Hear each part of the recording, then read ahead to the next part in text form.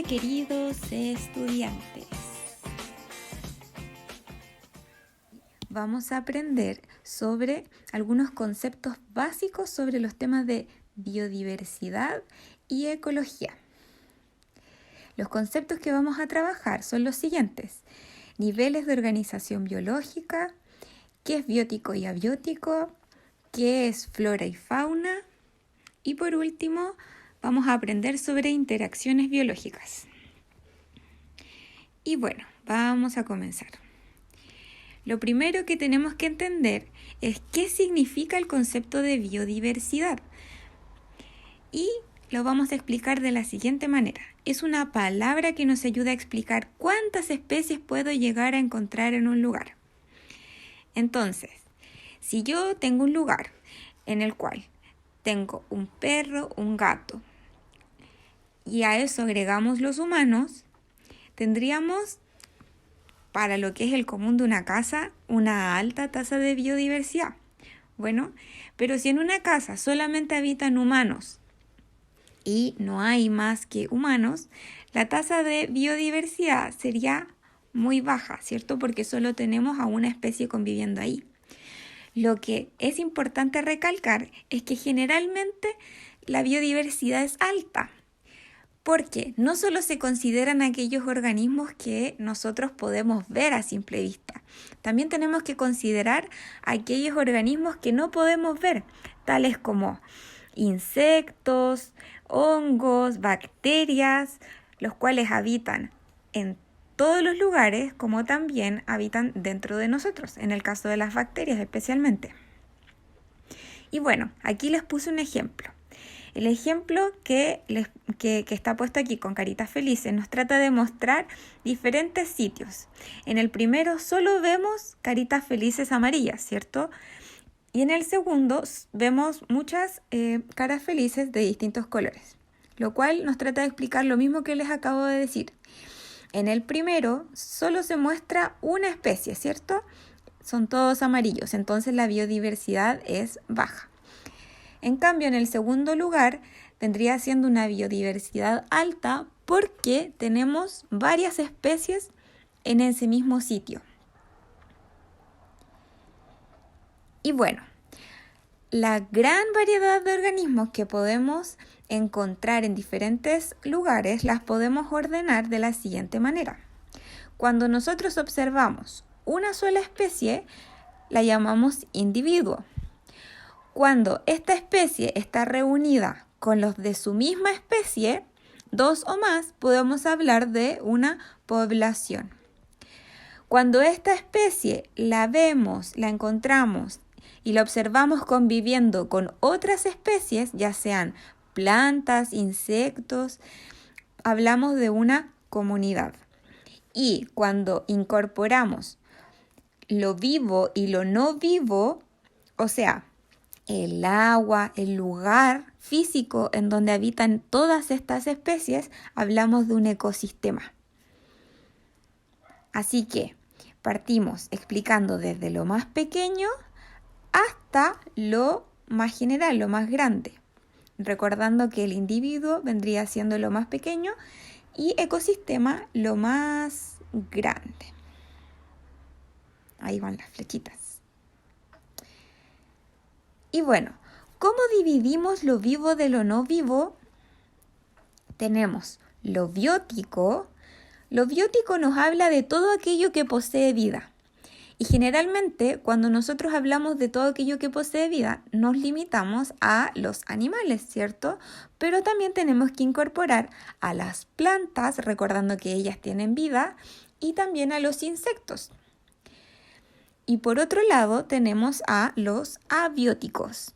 Bueno, lo abiótico es todo aquello que no posee vida. Bueno, como las nubes, la tierra, el polvo, el agua y el fuego.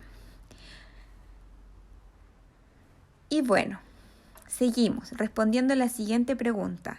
¿Y cómo dividimos las plantas de los animales? Y aquí vamos a recordar conceptos mucho más básicos. El de flora, que aquí encontramos a todas las plantas, ¿cierto? Y a la fauna. en donde encontramos a los animales, a los insectos que habitan en un lugar. Y esto resultó más fácil, ¿cierto? Bueno, ahora vamos a hablar sobre cómo se relacionan los organismos que podemos encontrar en un lugar.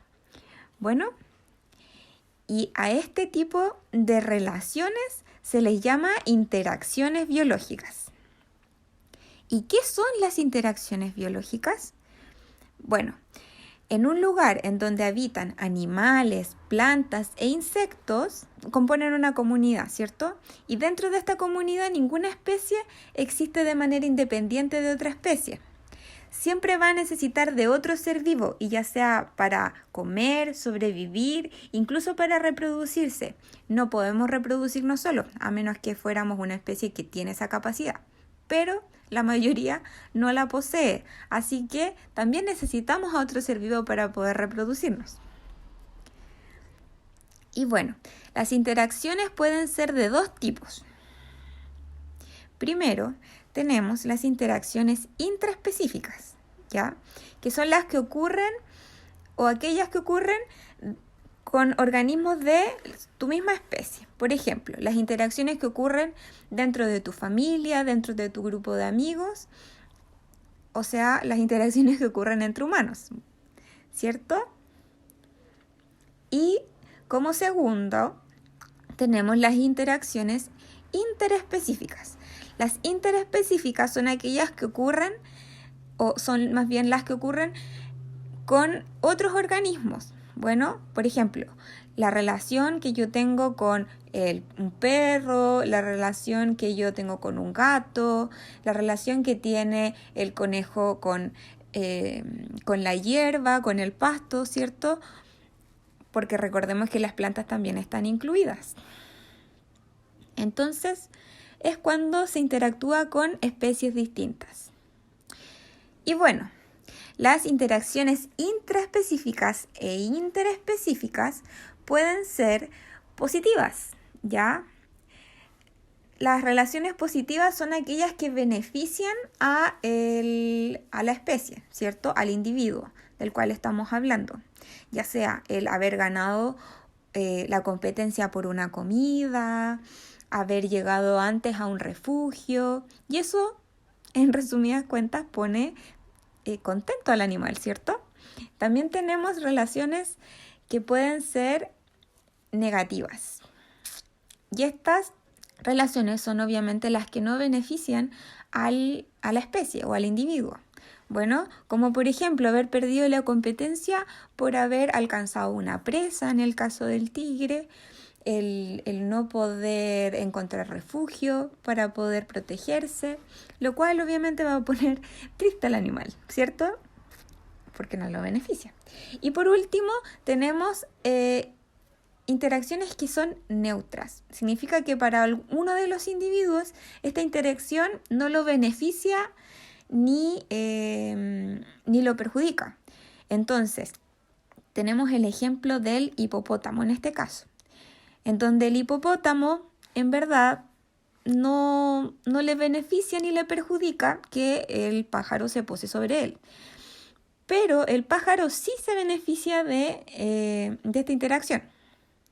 Por último, vamos a explicar la siguiente tabla, en donde vamos a poner en una columna la interacción de la cual vamos a estar hablando y vamos a contrastar cómo es esta interacción para una especie y para una segunda especie.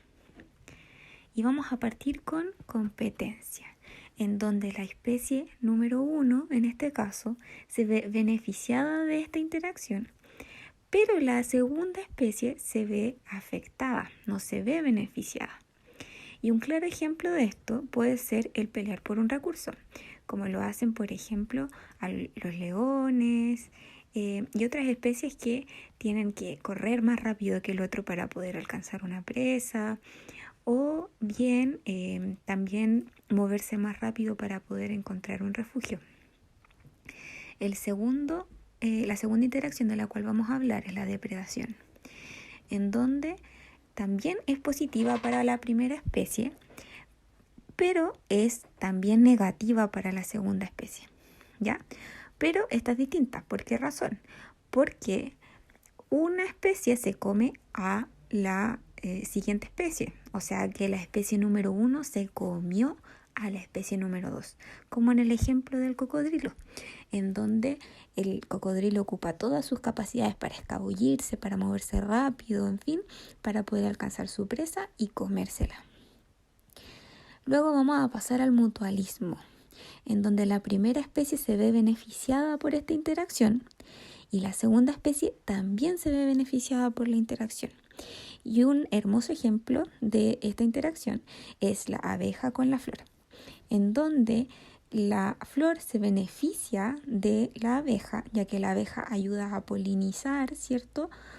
Las demás flores que hay, y la abeja se beneficia de la flor porque gracias al néctar que tiene la flor, ellas pueden generar la miel, ¿cierto?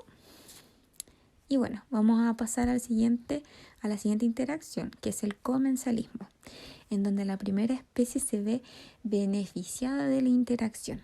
En cambio, la segunda especie tiene una reacción neutra ante esta interacción. Significa que no se beneficia ni tampoco le afecta.